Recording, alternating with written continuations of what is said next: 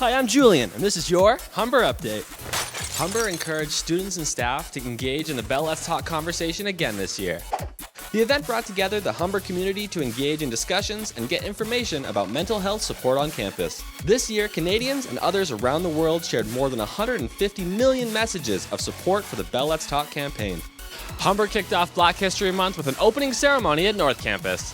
The event included drumming, dancing, and remarks from members of the Humber community.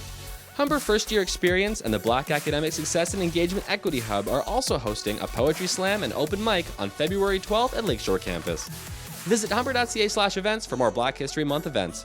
World Nutella Day spread joy at Humber on February 5th. Baking and Pastry Arts Management students collaborated with Nutella to create some hazelnut spread-infused pastries and chocolate showpieces. First produced in 1964, Nutella is available in approximately 160 countries worldwide. That's all for today, Humber. For more news and stories, check out humber.ca/today. For Humber Today, I'm Julian, and I'll see you next time.